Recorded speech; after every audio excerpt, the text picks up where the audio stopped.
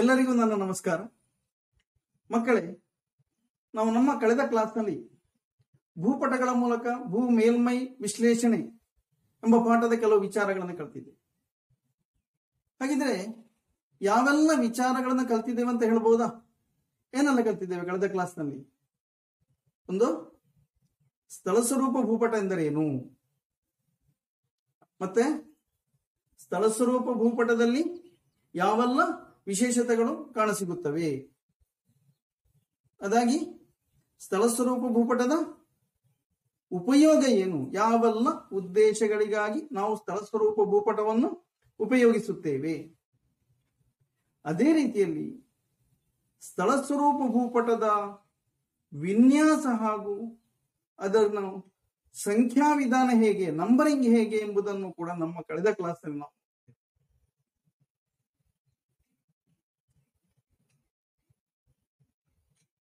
ಹಾಗಿದ್ರೆ ನಾವು ನಮ್ಮ ಕಳೆದ ಕ್ಲಾಸಲ್ಲಿ ನೋಡಿದ ಕೊನೆಯ ವಿಚಾರ ಯಾವುದು? ಭೂಪಟಗಳ ನಂಬರಿಂಗ್ ಹೇಗೆ, ಸಂಖ್ಯಾ ವಿಧಾನ ಹೇಗೆ ಎಂಬುದನ್ನು ನಮಗೆ ನೆನಪಿಸಿಕೊಳ್ಳುವ. ನಮ್ಮ ಪಾಠ ಪುಸ್ತಕದ 51ನೇ ಪುಟದಲ್ಲಿ ಒಂದು ಸ್ಥಳ ಸ್ವರೂಪ ಭೂಪಟವನ್ನು ಕೊಟ್ಟಿದ್ದಾರೆ ನೋಡಿ. 51ನೇ ಪುಟದಲ್ಲಿರುವಂತಹ ಸ್ಥಳ ಸ್ವರೂಪ ಭೂಪಟ. ಈ ಸ್ಥಳ ಸ್ವರೂಪ ಭೂಪಟದ ಸಂಖ್ಯೆ ಎಷ್ಟು? 45D/10. ಏನಿ 45D/10 ಅಂದ್ರೆ ಏನಂತ ನಾವು ನೋಡಿದ್ದು. ಇದನ್ನು ನಾವು ಹೇಗೆ ವಿಶ್ಲೇಷಣೆ ಮಾಡಬಹುದು? ಹೇಗೆ? 45ನೇ ಮಿಲಿಯನ್ ಹಾಳೆ, ಮತ್ತೆ ಡಿಗ್ರಿ ಹಾಳೆ ಸಂಖ್ಯೆ ಯಾವುದು? ಡಿ. ಅದರಲ್ಲಿ ಮಿನಿಟ್ ಹಾಳೆ ಸಂಖ್ಯೆ ಯಾವುದು? 10. ಅಂದರೆ 45D/10 ಅಂತ ಹೇಳಿದ್ರೆ 45 ಎಂಬ ಮಿಲಿಯನ್ ಹಾಳೆಯಲ್ಲಿ, ಡಿ ಎಂಬ ಡಿಗ್ರಿ ಹಾಳೆಯಲ್ಲಿ, 10 ಎಂಬ ಮಿನಿಟ್ ಹಾಳೆಯಲ್ಲಿ ಈ ಪ್ರದೇಶವಿದೆ ಎಂಬುದಾಗಿ ನಾವಿದನ್ನು ನೋಡಿದ್ದೇವೆ. ಇದೀಗ ನಿಮಗೆ ಸಂಖ್ಯಾ ವಿಧಾನವನ್ನು ವಿಶ್ಲೇಷಣೆ ಮಾಡುವುದು ಹೇಗೆ ಎಂಬುದಾಗಿ ಅರ್ಥವಾಯಿತು ಎಂಬುದಾಗಿ ನಾವು 8ನೇ ಕ್ಲಾಸ್ನಲ್ಲಿರುವಾಗ ಕಲಿತಿದ್ದೇವೆ. ಭೂಪಟಗಳಲ್ಲಿ ಬಳಸುವಂತಹ ಚಿಹ್ನೆಗಳು ಹಾಗೂ ಬಣ್ಣಗಳು ಅಂತಾರಾಷ್ಟ್ರೀಯ ಮಟ್ಟದಲ್ಲಿ ಅಂಗೀಕೃತವಾದದ್ದಾಗಿರಬೇಕು. ನಮಗೆ ತೋಚಿದ ಹಾಗೆ ಒಂದೊಂದು ಚಿಹ್ನೆಗಳನ್ನು ನಾವು ಬಳಸುವ ಹಾಗಿಲ್ಲ. ನಮಗೆ ಮನಸ್ಸು ಇದು ಚಂದ ಉಂಟಂತ ಈ ಒಂದು ಚಿಹ್ನೆ ಹಾಕುವ, ಇದು ಇನ್ನೊಂದಕ್ಕೆ ಮತ್ತೊಂದು ಚಿಹ್ನೆ ಹಾಕುವ, ಹಾಗೆ ನಾವು ಮಾಡಿದ್ರೆ ಏನಾದಿತ್ತು? ಭೂಪಟ ಓದುವವರಿಗೆ ಅದರಲ್ಲಿ ಏನು ಹೇಳಿದ್ದಾರೆ ಎಂಬುದಾಗಿ ತಿಳಿದುಕೊಳ್ಳಲಿಕ್ಕೆ ಸಾಧ್ಯ ಇಲ್ಲ. ಯಾಕಂತ ಹೇಳಿದ್ರೆ ಭೂಪಟವನ್ನು ಒಬ್ಬ ಭೂಗೋಳ ಶಾಸ್ತ್ರಜ್ಞನ ಅತ್ಯಂತ ಅಮೂಲ್ಯವಾದ ಗ್ರಂಥ ಎಂಬುದಾಗಿ ಹೇಳಿದ. ಅಂದ್ರೆ ಒಂದು ಭೂಪಟವನ್ನು ನೋಡಿದರೆ ಒಬ್ಬ ಭೂಗೋಳ ಶಾಸ್ತ್ರಜ್ಞನಿಗೆ ಆ ಪ್ರದೇಶದಲ್ಲಿ ಏನೆಲ್ಲ ವಿಚಾರಗಳಿವೆ ಎಂಬುದಾಗಿ ಸಂಪೂರ್ಣವಾಗಿ ಅವನಿಗೆ ಗೊತ್ತು. ಹಾಗೆ ಈಗ ಮೊದಲು ಯಾವೆಲ್ಲ ಚಿಹ್ನೆಗಳನ್ನು ಬಳಸ್ತಾ ಇದ್ದಾರೆ ನಮ್ಮ ಪಾಠ ಪುಸ್ತಕದಲ್ಲಿ ಕೊಟ್ಟಿದ್ದಾರೆ ನೋಡಿ. ಅಲ್ಲಿ ರಸ್ತೆಗಳು, ರಸ್ತೆಗಳಲ್ಲಿ ಹಲವು ವಿಧದ ರಸ್ತೆಗಳು. ಆಗ ಈ ರಸ್ತೆಗಳಿಗೆ ಯಾವೆಲ್ಲ ಚಿಹ್ನೆಗಳನ್ನು ಬಳಸ್ತಾರೆ? ಡಾಮರು ಹಾಕಿದ ರಸ್ತೆಗೆ, ಡಾಮರು ಹಾಕದ ರಸ್ತೆ, ಕಾಲುದಾರಿ. ಅದೇ ರೀತಿ ಮೊದಲಿನ ಕಾಲದಲ್ಲಿ ಎತ್ತಿನ ಗಾಡಿಗಳೆಲ್ಲ ಹೋಗ್ತಾ ಇತ್ತು, ಕುದುರೆ ಗಾಡಿಗಳು ಹೋಗ್ತಾ ಇತ್ತು. ಹಾಗೆ ಆ ರೀತಿಯಲ್ಲಿ ಹೋಗುವಂತ ಕಾಲುದಾರಿ ವಾಹನಗಳ ದಾರಿಗಳಿದ್ದರೆ ಅದಕ್ಕೆ ಬೇರೆ. ಹಾಗೆ ಸೇತುವೆ ಮತ್ತು ರಸ್ತೆ, ಅದಕ್ಕೊಂದು ಚಿಹ್ನೆ. ರಸ್ತೆ ಹೋಗ್ತಾ ಇರ್ಬೋದು, ಮಧ್ಯದಲ್ಲಿ ಸೇತುವೆ ಇರ್ಬೋದು, ಅದಕ್ಕೊಂದು ಚಿಹ್ನೆ. ಈ ರೀತಿ ರಸ್ತೆಗೆ ಸಂಬಂಧಿಸಿ ಬೇರೆ ಬೇರೆ ಚಿಹ್ನೆಗಳನ್ನು ಬಳಸ್ತಾರೆ. ರೈಲ್ವೆ ಹಳಿಯಲ್ಲಿ ಕೂಡ ಹಲವು ವಿಧಗಳಿವೆ. ಬ್ರಾಡ್ ಗೇಜ್, ರೈಲು ಹಳಿ ಹಾಗೂ ರೈಲ್ವೆ ಸ್ಟೇಷನ್, ರೈಲು ಹಳಿಯಲ್ಲಿ ಮೀಟರ್ ಗೇಜ್, ಲೆವೆಲ್ ಕ್ರಾಸಿಂಗ್ಗಳು, ರೈಲು ಹಳಿಯಲ್ಲಿ ಸೇತುವೆ, ಇದಕ್ಕೆ ಬೇರೆ ಬೇರೆ ಚಿಹ್ನೆಗಳು.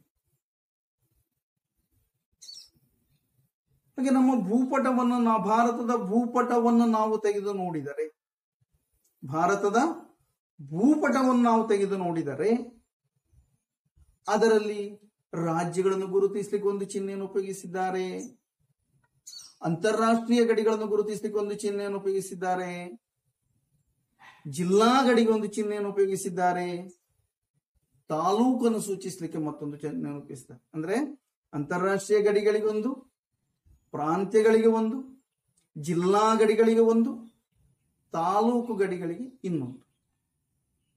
ಹೀಗೆ ಬೇರೆ ಬೇರೆ ರೀತಿಯಲ್ಲಿ ಗುರುತಿಸ್ತಾರೆ. ಇನ್ನು ಜಲಾಶಯಗಳು, ತೊರೆ, ನದಿ, ಅದೇ ರೀತಿಯಲ್ಲಿ ಭರತ ಇಳಿತದ ಮೇಲೆ ಪ್ರಭಾವ ಬೀರುವ ಪ್ರದೇಶ, ನೀರಿನೊರತೆ, ಬಾವಿ, ಕೊಳವೆ ಬಾವಿ, ಇವುಗಳಿಗೆಲ್ಲ ಬೇರೆ ಬೇರೆ ಚಿಹ್ನೆಗಳನ್ನು ಉಪಯೋಗಿಸಿ. ಅದೇ ರೀತಿ ಸಸ್ಯಜಾಲಗಳು, ಹುಲ್ಲುಗಾವಲುಗಳು, ಕಾಡುಗಳು, ಸೂಜಿ ಮನೆಯಲ್ಲೇ ಕಾಡುಗಳು, ಹೀಗೆ ರಕ್ಷಿತ ಅರಣ್ಯಗಳು, ಈಗ ಪ್ರತಿಯೊಂದು ರೀತಿಯ ಸಸ್ಯಜಾಲಗಳಿಗೆ ಬೇರೆ ಬೇರೆ ಚಿಹ್ನೆಗಳನ್ನು ಬಳಸಿದ್ದಾರೆ. ವಸತಿ ಗೃಹಗಳಿಗೆ ಬೇರೆ ಚಿಹ್ನೆ ಇದೆ, ಸ್ಮಾರಕಗಳು ಮತ್ತು ಕಟ್ಟಡಗಳಿಗೆ ಬೇರೆ ಚಿಹ್ನೆ ಇದೆ, ಲೈಟ್ ಹೌಸ್, ಆರೋಗ್ಯ ಕೇಂದ್ರ, ವಿಮಾನ ನಿಲ್ದಾಣ, ಅಂಚೆ ಕಚೇರಿ, ತಂತಿ ಕಚೇರಿ, ಪೊಲೀಸ್ ಸ್ಟೇಷನ್, ಅಂಚೆ ಮತ್ತು ತಂತಿ ಕಚೇರಿ, ಈಗ ಪ್ರತಿಯೊಂದು ಸಾರ್ವಜನಿಕ ಕಟ್ಟಡಗಳಿಗೆ ಬೇರೆ ಬೇರೆ ಚಿಹ್ನೆಗಳನ್ನು ಉಪಯೋಗಿಸ್ತಾರೆ. ಆರಾಧನಾಲಯಗಳಲ್ಲಿ ಕೂಡ ಹಾಗೆ, ದೇವಸ್ಥಾನಕ್ಕೆ ಒಂದು ಚಿಹ್ನೆ, ಮಸೀದಿಗೊಂದು ಚಿಹ್ನೆ, ಇಗರ್ಜಿಗೆ ಒಂದು ಚಿಹ್ನೆ, ಕೋಟೆಗೆ ಒಂದು ಚಿಹ್ನೆ, ಈ ರೀತಿಯಲ್ಲಿ ಬೇರೆ ಬೇರೆ ಚಿಹ್ನೆಗಳನ್ನು ಉಪಯೋಗಿಸ್ತಾರೆ. ಕೋಂಟೂರ್ ರೇಖೆಗಳು, ಸ್ಪಾಟ್ ಹೈಟ್, ಟ್ರಯಾಂಗುಲೇಟೆಡ್ ಹೈಟ್, ಇದಕ್ಕೆಲ್ಲ ಬೇರೆ ಬೇರೆ ಚಿಹ್ನೆಗಳು. ಆಗ ಇಲ್ಲಿಯವರೆಗೆ ನಾವು ಒಂದು ಭೂಪಟದಲ್ಲಿ ಯಾವೆಲ್ಲ ಚಿಹ್ನೆಗಳನ್ನು ಉಪಯೋಗಿಸ್ತಾರೆ ಎಂಬುದನ್ನು, ಮಕ್ಕಳೇ 8ನೇ ಕ್ಲಾಸಿನಲ್ಲಿರುವಾಗ ಯಾವೆಲ್ಲ ಬಣ್ಣಗಳನ್ನು ಉಪಯೋಗಿಸ್ತಾರೆ ಎಂಬುದನ್ನು ನಾವು ಕಲಿತಿದ್ದೇವೆ. ಯಾವುದಕ್ಕೆ ಯಾವೆಲ್ಲ ಬಣ್ಣಗಳನ್ನು ಉಪಯೋಗಿಸ್ತಾರೆ ಅದನ್ನು ಮತ್ತೊಮ್ಮೆ ನೆನಪು ಮಾಡಿ. ಕಪ್ಪು ಬಣ್ಣ, ಇದನ್ನು ಯಾವುದಕ್ಕೆಲ್ಲ ಉಪಯೋಗಿಸ್ತಾರೆ? ಯಾವ ಉದ್ದೇಶಕ್ಕೆ? ಒಂದು ಅಕ್ಷಾಂಶ ರೇಖಾಂಶಗಳನ್ನು ಗುರುತಿಸಲಿಕ್ಕೆ, ನೀರಿಲ್ಲದೆ ಬತ್ತಿ ಹೋದ ಜಲಾಶಯಗಳಿಗೆ, ರೈಲು ಹಳಿ, ಟೆಲಿಫೋನ್, ಟೆಲಿಗ್ರಾಫ್ ಲೈನ್ಗಳನ್ನು ಸೂಚಿಸಲಿಕ್ಕೆ, ಅದೇ ರೀತಿಯಲ್ಲಿ ನಾನಾಗಿ ಹೇಳಿದಾಗೆ ಅಂತಾರಾಷ್ಟ್ರೀಯ, ರಾಜ್ಯ, ತಾಲೂಕು, ಜಿಲ್ಲಾ ಗಡಿಗಳನ್ನು ಗುರುತಿಸಲಿಕ್ಕೆ ಈ ಕಪ್ಪು ಬಣ್ಣವನ್ನು ಉಪಯೋಗಿಸ್ತಾರೆ. ಇನ್ನು ನೀಲಿ ಬಣ್ಣ ಯಾವುದಕ್ಕೆಲ್ಲ? ಸಾಗರಗಳು, ನದಿಗಳು, ಕೆರೆಗಳು, ಬಾವಿಗಳು, ಕೊಳವೆ ಬಾವಿಗಳಿಗೆ ನೀಲಿ ಬಣ್ಣವನ್ನು ಉಪಯೋಗಿಸ್ತಾರೆ. ಇನ್ನು ಸಂಕ್ಷಿಪ್ತವಾಗಿ ಹೇಳುವುದಾದ್ರೆ, ಎಲ್ಲ ಕಾಲದಲ್ಲಿಯೂ ನೀರಿರುವ ಪ್ರದೇಶಗಳನ್ನು ಗುರುತಿಸಲಿಕ್ಕೆ ನೀಲಿ ಬಣ್ಣವನ್ನು ಉಪಯೋಗಿಸ್ತಾರೆ. ಇನ್ನು ಹಸಿರು ಬಣ್ಣ ಯಾವುದಕ್ಕೆ? ಕಾಡುಗಳು,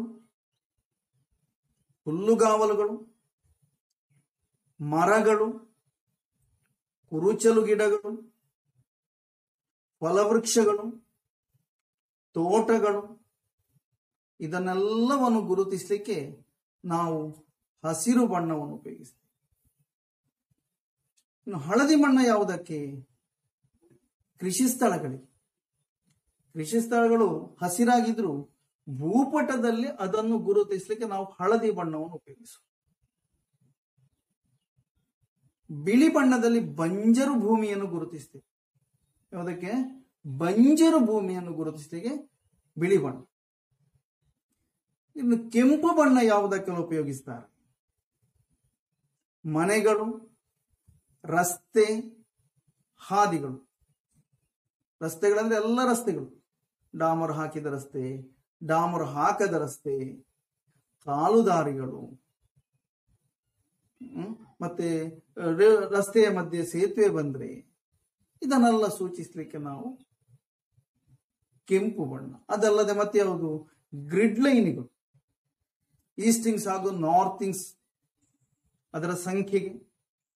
ಆ ಈಸ್ಟಿಂಗ್ಸ್ ಹಾಗೂ ನಾರ್ಥಿಂಗ್ಸ್ ಏನೆಂಬುದನ್ನು ನಾವೀಗ ಕಲೀಲಿಕ್ಕಿದ್ದೇವೆ ಸ್ವಲ್ಪ. ಇದಕ್ಕೆಲ್ಲ ಕೆಂಪು ಬಣ್ಣ. ಯಾವುದೆಲ್ಲ? ಮನೆಗಳು, ರಸ್ತೆಗಳು, ಹಾದಿಗಳು, ಗ್ರಿಡ್ ಲೈನ್ಸ್, ಇದನ್ನೆಲ್ಲ ಸೂಚಿಸಲಿಕ್ಕೆ ನಾವು ಕೆಂಪು ಬಣ್ಣವನ್ನು ಉಪಯೋಗಿಸ್ತೇವೆ. ಇನ್ನೊಂದು ಬಣ್ಣ ಬಳಸುವುದು ಕಂದು ಬಣ್ಣ. ಯಾವುದಕ್ಕೆಲ್ಲ? ಕೋಂಟೂರು ರೇಖೆ ಮತ್ತು ಅದರ ಸಂಖ್ಯೆಯನ್ನು ಹೇಳಲಿಕ್ಕೆ. ಕೋಂಟೂರು ರೇಖೆ ಮತ್ತು ಅದರ ಸಂಖ್ಯೆಯನ್ನು ಹೇಳಲಿಕ್ಕೆ ನಾವು ಕಂದು ಬಣ್ಣ. ಅದಲ್ಲದೆ ಮರಗಳು ಮತ್ತು ಮರಳು ಗುಡ್ಡಗಳು, ಹೊಯ್ಗೆ ದಿಣ್ಣೆಗಳು, ಮರಗಳು ಮತ್ತು ಮರಳು ದಿಣ್ಣೆಗಳನ್ನು ಗುರುತಿಸ್ತೀವಿ ಅಲ್ಲಿ. ಅಂದ್ರೆ ಇವುಗಳಿಗೆಲ್ಲ ನಾವು ಕಂದು ಬಣ್ಣವನ್ನು ಉಪಯೋಗಿಸ್ತೀವಿ. ಅಂದ್ರೆ ಒಂದು ಭೂಪಟದಲ್ಲಿ ಕಪ್ಪು, ನೀಲಿ, ಹಸಿರು, ಹಳದಿ, ಬಿಳಿ, ಕೆಂಪು, ಕಂದು ಬಣ್ಣಗಳನ್ನು ನಾವು ಉಪಯೋಗಿಸ್ತೀವಿ. ಮಕ್ಕಳೇ, ನಾವಾಗ ಗ್ರಿಡ್ ರೆಫರೆನ್ಸ್ ಅಂತ ನೋಡಿ. ಏನು ಗ್ರಿಡ್ ರೆಫರೆನ್ಸ್ ಅಂದ್ರೆ ಏನು ನೋಡಿ. ಸ್ಥಳ ಸ್ವರೂಪ ಭೂಪಟದಲ್ಲಿ ಉದ್ದಕ್ಕೆ ಮತ್ತು ಅಡ್ಡಕ್ಕೆ ಎಳೆದ ರೇಖೆಗಳನ್ನು ಕಂಡಿದ್ದೀರಲ್ಲ. ಉದ್ದಕ್ಕೆ ಮತ್ತು ಅಡ್ಡಕ್ಕೆ ಎಳೆದ ಒಂದು ರೇಖಾಜಾಲವನ್ನು ನಾವು ಸ್ಥಳ ಸ್ವರೂಪ ಭೂಪಟಗಳಲ್ಲಿ ಕಾಣ್ತೇವೆ. ಇದನ್ನು ರೆಫರೆನ್ಸ್ ಗ್ರಿಡ್ ಎಂಬುದಾಗಿ ಕರೀತಾರೆ. ಸ್ಥಳ ಸ್ವರೂಪ ಭೂಪಟಗಳಲ್ಲಿ ಉತ್ತರ ದಕ್ಷಿಣವಾಗಿ ಮತ್ತು ಪೂರ್ವ ಪಶ್ಚಿಮವಾಗಿ ಎಳೆದಿರುವ ರೇಖಾಜಾಲವನ್ನು ರೆಫರೆನ್ಸ್ ಗ್ರಿಡ್ ಎಂಬುದಾಗಿ ಕರೀತಾರೆ. ಇದರಲ್ಲಿ ಉತ್ತರ ದಕ್ಷಿಣವಾಗಿ ಎಳೆದಂತಹ ರೇಖೆಗಳನ್ನು ಈಸ್ಟಿಂಗ್ಸ್ ಎಂಬುದಾಗಿ ಕರೀತಾರೆ. ಅದೇ ರೀತಿಯಲ್ಲಿ ಪೂರ್ವದಿಂದ ಪಶ್ಚಿಮಕ್ಕೆ ಎಳೆದಿರುವಂತಹ ರೇಖೆಗಳನ್ನು ನಾರ್ಥಿಂಗ್ಸ್ ಎಂಬುದಾಗಿ. ಇದಕ್ಕೆ ಯಾಕೆ ಈಸ್ಟಿಂಗ್ಸ್ ಮತ್ತು ನಾರ್ಥಿಂಗ್ಸ್ ಹೇಳುತ್ತಾರೆ, ಇದರ ವಿಶೇಷತೆಗಳೇನು ಎಂಬುದನ್ನು ಮೊದಲಿಗೆ ಈಸ್ಟಿಂಗ್ಸಿನ ಬಗ್ಗೆ.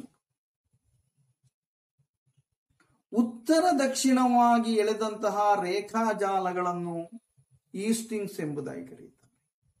ಯಾಕೆ ಇದನ್ನು ಈಸ್ಟಿಂಗ್ಸ್ ಅಂತ ಕರೆಯುವುದು? ಯಾಕಂತ ಹೇಳಿದ್ರೆ ಬಲಬದಿಗೆ ಅಥವಾ ಪೂರ್ವಕ್ಕೆ ಸಾಗಿದಂತೆ ಇವುಗಳ ಮೌಲ್ಯ ಹೆಚ್ಚಾಗುತ್ತಾ ಹೋಗುತ್ತದೆ. ಒಂದು ವಸ್ತುವನ್ನು ಗುರುತಿಸುವಾಗ, ಒಂದು ವಿಶೇಷತೆಯನ್ನು ಗುರುತಿಸುವಾಗ ಆ ವಿಶೇಷತೆಯ ಎಡಭಾಗದ ಈಸ್ಟಿಂಗ್ಸ್ ಅನ್ನು ನಾವು ಪರಿಗಣಿಸ್ತೇವೆ. ಇನ್ನೊಂದು ನಾರ್ಥಿಂಗ್ಸ್. ಇವುಗಳು ಪೂರ್ವ ಪಶ್ಚಿಮವಾಗಿ ಎಳೆದ ರೇಖೆಗಳಾಗಿವೆ ಅಥವಾ ಅಡ್ಡಕ್ಕೆ ಎಳೆದ ರೇಖೆಗಳಾಗಿವೆ. ಎತ್ತರಕ್ಕೆ ಹೋದಂತೆ ಇವುಗಳ ಮೌಲ್ಯ ಹೆಚ್ಚಾಗ್ತಾ ಹೋಗುತ್ತದೆ. ಒಂದು ಸ್ಥಳಸ್ವರೂಪ ಭೂಪಟದಲ್ಲಿ ಯಾವುದಾದರೊಂದು ವಿಶೇಷತೆಯನ್ನು ನಾವು ಲೆಕ್ಕ ಹಾಕುವಾಗ ಆ ವಿಶೇಷತೆಯ ಕೆಳಗಿನ ನಾರ್ಥಿಂಗ್ಸಿನ ಮೌಲ್ಯವನ್ನು ನಾವು ಗಣನೆಗೆ ತೆಗೆದುಕೊಳ್ಳುತ್ತೇವೆ.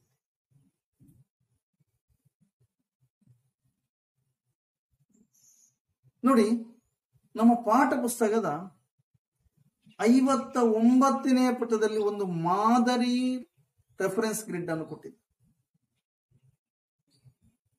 ಅದರಲ್ಲಿ ಬೇರೆ ಬೇರೆ ಬೇರೆ ಬೇರೆ ವಿಶೇಷತೆಯನ್ನು ಗುರುತಿಸಿದ್ದಾರೆ. ಕೋಟೆಯನ್ನು ಗುರುತಿಸಿದ್ದಾರೆ, ಬಾವಿಯನ್ನು ಗುರುತಿಸಿದ್ದಾರೆ, ಕೊಳವೆ ಬಾವಿಯನ್ನು ಗುರುತಿಸಿದ್ದಾರೆ, ವಸತಿಯನ್ನು ಗುರುತಿಸಿದ್ದಾರೆ. ಹೀಗೆ ಬೇರೆ ಬೇರೆ ಬೇರೆ ವಿಶೇಷತೆಯನ್ನು ಅದರಲ್ಲಿ ಗುರುತಿಸಿದ್ದಾರೆ. ಈಗ ಅದರ ಆಧಾರದಲ್ಲಿ ನಮ್ಮ ಪಾಠ ಪುಸ್ತಕದಲ್ಲಿರುವ ಮಾದರಿ ಗ್ರಿಡ್ನಿಂದ ಒಂದೆರಡು ವಿಶೇಷತೆ ತೆಗೆದುಕೊಂಡು ಸ್ಥಳ ಸ್ವರೂಪ ಭೂಪಟದಲ್ಲಿ ವಸ್ತುವಿನ ಸ್ಥಾನವನ್ನು ಗುರುತಿಸುವುದು ಹೇಗೆ ಎಂಬುದು ಇಲ್ಲಿ 2 ವಿಧಾನಗಳನ್ನು ಅನುಸರಿಸಿದ್ದಾರೆ. ಅಲ್ಲಿ ಒಂದು 4 ಅಂಕೆಯ ಗ್ರಿಡ್ ರೆಫರೆನ್ಸ್, ಇನ್ನೊಂದು 6 ಅಂಕೆಯ ಗ್ರಿಡ್ ರೆಫರೆನ್ಸ್. 4 ಅಂಕೆಯ ಗ್ರಿಡ್ ರೆಫರೆನ್ಸ್ ಮತ್ತು 6 ಅಂಕೆಯ ಗ್ರಿಡ್ ರೆಫರೆನ್ಸ್. ಶುರುವಿಗೆ 4 ಅಂಕೆಯ ಗ್ರಿಡ್ ರೆಫರೆನ್ಸ್ ಹೇಗೆ ಎಂಬುದನ್ನು ಈಗ ನೋಡಿ. ಇಲ್ಲಿ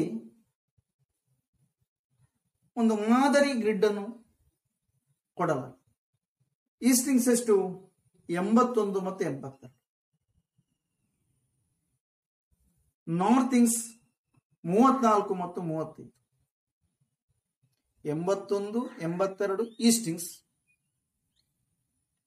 34, 35 ನಾರ್ಥಿಂಗ್ಸ್. ಇದರ ಮಧ್ಯದಲ್ಲಿ ಒಂದು ಭೂ ವಿಶೇಷತೆ ಇದೆ. ಏನು ಅಂತ ಹೇಳ್ಬೋದಾ? ಯಾವುದದು ಹೇಳಿ ನೋಡುವ. ಎಂಥದ್ದು? ಕೋಟೆ. ಒಂದು ಕೋಟೆಯನ್ನು ಅಲ್ಲಿ ಗುರುತಿಸಿದ್ದಾರೆ.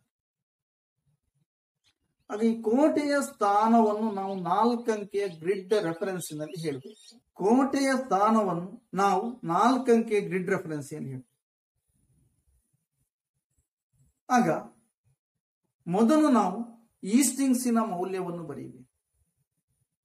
ಅಲ್ಲಿ 2 ಈಸ್ಟಿಂಗ್ಸ್ ಇದೆ, ಒಂದು 81 ಮತ್ತೊಂದು 82. ಆಗ ಕೋಟೆಗಿಂತ ಎಡಭಾಗದಲ್ಲಿರುವ ಈಸ್ಟಿಂಗ್ಸಿನ ಮೌಲ್ಯ ಎಷ್ಟು? 81. ಇನ್ನು ನಾರ್ಥಿಂಗ್ಸಿನ ಮೌಲ್ಯವನ್ನು ಬರೆಯಬೇಕು. ಯಾವುದೆಲ್ಲ ನಾರ್ಥಿಂಗ್ಸ್ ಇದೆ? 34 ಮತ್ತು 35 ಎಂಬ 2 ನಾರ್ಥಿಂಗ್ಸ್ ಅನ್ನು ನಾವು. ಅದರಲ್ಲಿ ಕೋಟೆಗಿಂತ ಕೆಳಗಿರುವ ನಾರ್ಥಿಂಗ್ಸಿನ ಮೌಲ್ಯ ಎಷ್ಟು? 34. ಆಗ 4 ಅಂಕೆಯ ಗ್ರಿಡ್ ರೆಫರೆನ್ಸಿಯಲ್ಲಿ ಈ ಕೋಟೆಯ ಸ್ಥಾನ ಎಂಬುದು 81, 34. ಕೋಟೆಯ ಸ್ಥಾನ 81, 34. ಇದನ್ನು ಇನ್ನೂ ಸ್ಪಷ್ಟ ಮಾಡಲಿಕ್ಕೆ ಇನ್ನೊಂದು ಉದಾಹರಣೆ ನೋಡುವ. ಈಗ ನಮಗೆ ಬೋರ್ಡಿನಲ್ಲಿ ಒಂದು ಚಿತ್ರ ಕಾಣಿಸ್ತದಲ್ಲ, ಏನಿದು? ಚಿತ್ರದಲ್ಲಿ ಏನನ್ನು ಹೇಳಲಾಗಿದೆ?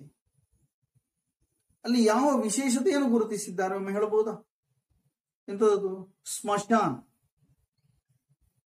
ಈ ಸ್ಮಶಾನ 85, 86 ಎಂಬ ಈಸ್ಟಿಂಗ್ಸ್,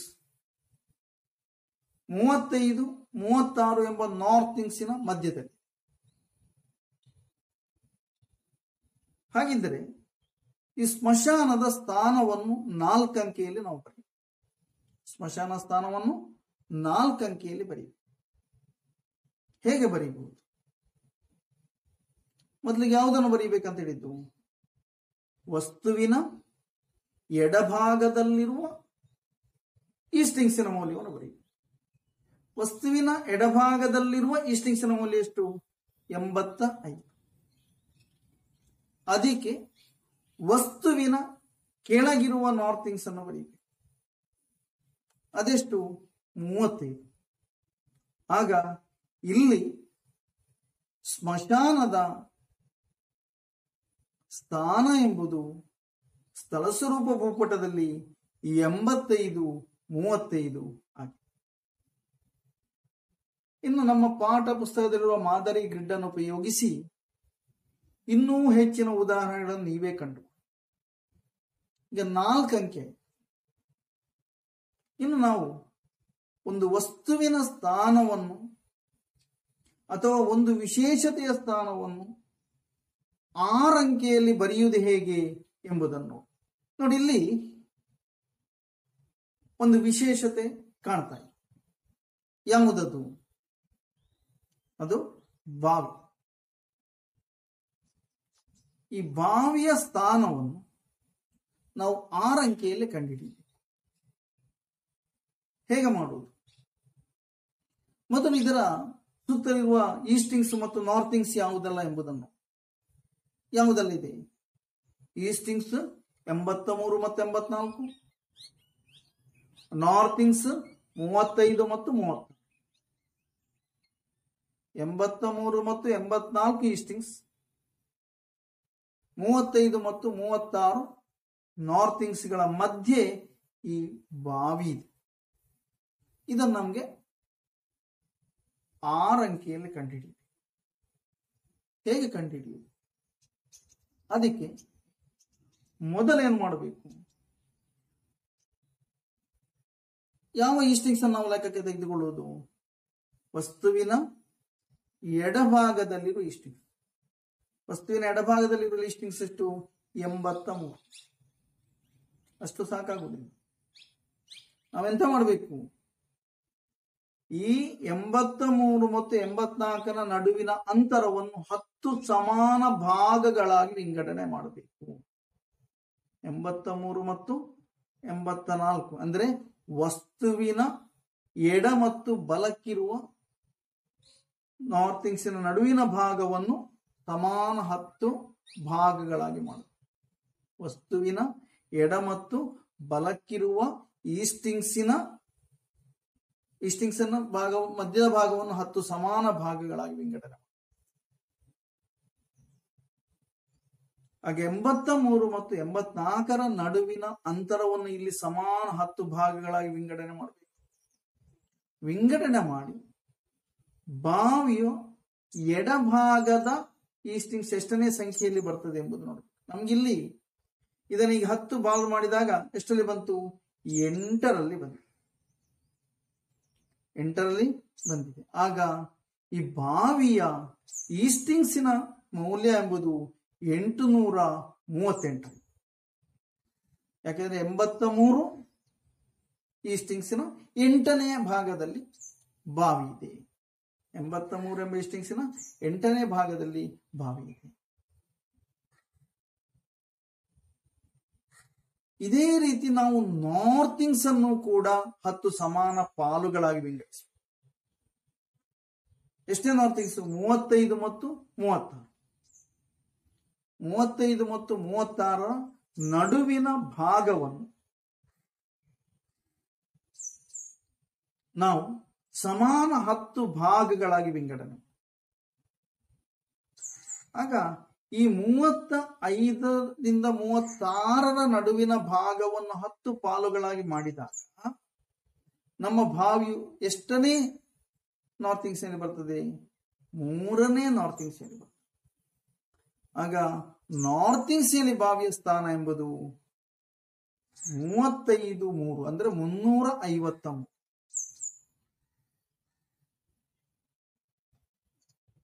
ನಾರ್ಥಿಂಗ್ಸ್ ಏನಿ ಬಾವಿಯ ಸ್ಥಾನ ಎಂಬುದು 353.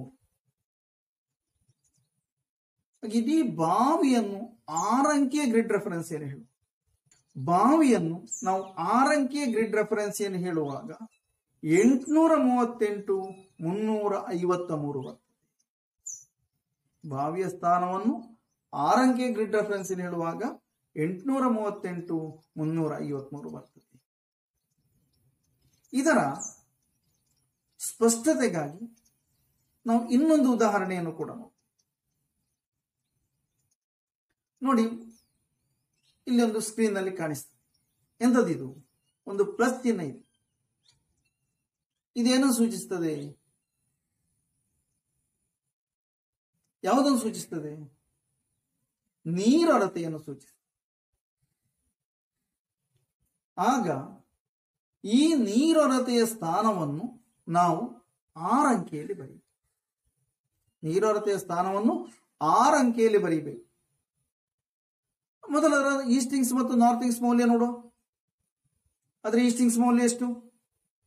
84 ಮತ್ತು 85. ನಾರ್ಥಿಂಗ್ಸಿನ ಮೌಲ್ಯ ಎಷ್ಟು? 36 ಮತ್ತು 37.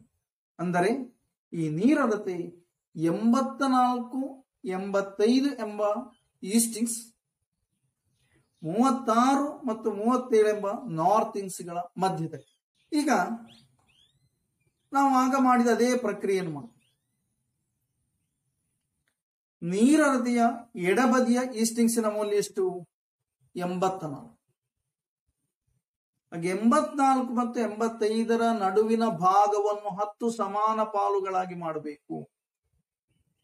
84 ಮತ್ತು 85ರ ನಡುವಿನ ಭಾಗವನ್ನು ಸಮಾನವಾದ 10 ಪಾಲುಗಳಾಗಿ ಮಾಡಬೇಕು. ಹಾಗೆ ಮಾಡಿದಾಗ ನಮ್ಮ ನೀರಳತೆ ಎಷ್ಟರಲ್ಲಿ ಬರ್ತದೆ? 8ನೇ ಅಂಶದಲ್ಲಿ. ಆಗ ಈಸ್ಟಿಂಗ್ಸಿನಲ್ಲಿ ಮೌಲ್ಯ ಎಷ್ಟಾಯಿತು? 848. ಅಂದರೆ ಈಸ್ಟಿಂಗ್ಸಿನ ಪ್ರಕಾರ ನೀರಳತೆಯ ಸ್ಥಾನ 848. ನಾರ್ಥಿಂಗ್ಸ್ 36 ಮತ್ತು 37ಗಳ ಮಧ್ಯದಲ್ಲಿ ಇದಿದೆ. ಅದನ್ನು ನಾವು ಪುನಃ 10 ಭಾಗಗಳಾಗಿ ಮಾಡಬೇಕು. 36 ಮತ್ತು 37ರ ನಡುವಿನ ಭಾಗವನ್ನು 10 ಸಮಾನ ಪಾಲುಗಳಾಗಿ ವಿಂಗಡಣೆ ಮಾಡಬೇಕು. ಆಗ 36 ಮತ್ತು 37ಅನ್ನು 10 ಸಮಾನ ಪಾಲುಗಳಾಗಿ ಮಾಡಿದಾಗ ಅಲ್ಲಿಯೂ ಕೂಡ ಇದು 8ರಲ್ಲಿ ಬರ್ತದೆ. ಆಗ 368 ಆಯಿತು. ಈ ನೀರಳತೆಯ ಗ್ರಿಡ್ ರೆಫರೆನ್ಸ್ 6 ಅಂಕೆಯಲ್ಲಿ ನಾವು ಹೇಳುವಾಗ 848 368. ಈ ರೀತಿಯಲ್ಲಿ ಒಂದು ವಿಶೇಷತೆಯನ್ನು ನಾವು ಸ್ಥಳ ಸ್ವರೂಪ ಭೂಪಟದಲ್ಲಿ 4 ಅಂಕೆ ಮತ್ತು 6 ಅಂಕೆ ಎಂಬ 2 ವಿಧಾನದಲ್ಲಿ ಅದನ್ನು ನಾವು ಕಂಡುಹಿಡಿಯುತ್ತೇವೆ. ಮಕ್ಕಳೇ, ಈಗ ಪರೀಕ್ಷೆಗೆ ಈ ರೀತಿಯ ಸ್ಥಾನ ಕಂಡುಹಿಡಿಯಲಿ ಕೊಟ್ಟಾಗ ಅದನ್ನು ಪ್ರತ್ಯೇಕವಾಗಿ ನಿಮ್ಮ ಪರೀಕ್ಷೆ ಪೇಪರ್ನಲ್ಲಿ ಮಾಡಬೇಕಾದ ಅಗತ್ಯ ಇಲ್ಲ. ನಿಮಗೆ ಕೊಟ್ಟಿರೋ ಕ್ವಶನ್ ಪೇಪರಿನಲ್ಲಿಯೇ ಅದನ್ನು ವಿಭಾಗ ಮಾಡಿ ಉತ್ತರ ಕಂಡುಹಿಡಿ. ಅಲ್ಲದೆ ನೀವು ನಿಮ್ಮ ಉತ್ತರ ಪತ್ರಿಕೆಯಲ್ಲಿ ಪ್ರತ್ಯೇಕವಾಗಿ ನಾರ್ಥಿಂಗ್ಸ್ ಈಸ್ಟಿಂಗ್ಸ್ ಹಾಕ್ತಾ ಕುಳಿತರೆ ಅಲ್ಲಿ ಅದು ಸ್ಥಾನ ಪಲ್ಲಟ ಆಗುತ್ತೆ. ಆದ್ದರಿಂದ ನಿಮ್ಮ ಪರೀಕ್ಷೆಯಲ್ಲಿ ಪ್ರಶ್ನೆ ಪತ್ರಿಕೆಯಲ್ಲಿ ಕ್ವಶನ್ ಪೇಪರ್ನಲ್ಲಿಯೇ ವಿಭಾಗ ಮಾಡಿ 6 ಅಂಕೆ ಗ್ರಿಡ್ ರೆಫರೆನ್ಸ್ ಅನ್ನು ಕಂಡುಹಿಡಿ. 4 ಅಂಕೆಗೆ ಹೇಗಾದ್ರೂ ನಮಗೆ ವಿಭಾಗ ಮಾಡಬೇಕಾದ ಅಗತ್ಯ ಇಲ್ಲ, ಚಿತ್ರ ಮಾಡಬೇಕಾದ ಅಗತ್ಯವಿಲ್ಲ. 6 ಅಂಕೆಯದನ್ನು ಕೇಳಿದಾಗ ನಿಮ್ಮ ಕ್ವಶನ್ ಪೇಪರ್ನಿಂದ ಪುನಃ ಆನ್ಸರ್ ಪೇಪರ್ನಲ್ಲಿ ಚಿತ್ರವನ್ನು ಮಾಡಿಕೊಂಡು ಕುಳಿತುಕೊಳ್ಳಬೇಡಿ. ಅಲ್ಲಿಯೇ ವಿಭಾಗ ಮಾಡಿ ಉತ್ತರವನ್ನು ಕಂಡುಹಿಡಿ. ನಮ್ಮ ಇವತ್ತಿನ ಕ್ಲಾಸ್ನಲ್ಲಿ ನಾವು ಒಂದು ಭೂಪಟದಲ್ಲಿ ಬಳಸುವಂತಹ ಚಿಹ್ನೆಗಳು ಯಾವುದಲ್ಲ, ಬಣ್ಣಗಳು ಯಾವುದಲ್ಲ, ರೆಫರೆನ್ಸ್ ಗ್ರಿಡ್ಡಿನ ಆಧಾರದಲ್ಲಿ ಸ್ಥಳ ಸ್ವರೂಪ ಭೂಪಟದಲ್ಲಿ ನಾವು ವಿಶೇಷತೆಯ ಸ್ಥಾನವನ್ನು ಕಂಡುಹಿಡಿಯುವುದು ಹೇಗೆ ಎಂಬುದನ್ನು ನಮಗೆ ಕಾಂಟೂರ್ ರೇಖೆಗಳ ವಿಶ್ಲೇಷಣೆ, ಅಂತರ್ಸಾದೃಶ್ಯ, ಅದೇ ರೀತಿ ಸ್ಥಳ ಸ್ವರೂಪ ಭೂಪಟಗಳ ವಿಶೇಷತೆಗಳ ಬಗ್ಗೆ ಕಲೀಲಿಕ್ಕಿದೆ. ಅದನ್ನು ನಮ್ಮ ಮುಂದಿನ ತರಗತಿಯಲ್ಲಿ ನೋಡುವ. ಮಾದರಿ ಗ್ರಿಡ್ ರೆಫರೆನ್ಸಿನ ಸಹಾಯದಿಂದ ವಿಶೇಷತೆಯ ಸ್ಥಾನವನ್ನು ಕಂಡುಹಿಡಿಯಲಿಕ್ಕೆ ಇನ್ನೂ ಹೆಚ್ಚಿನ ಉದಾಹರಣೆಗಳನ್ನು ಮಾಡಿ ಪ್ರಯತ್ನಿಸಿ. ಎಲ್ಲರಿಗೂ ನನ್ನ ನಮಸ್ಕಾರ.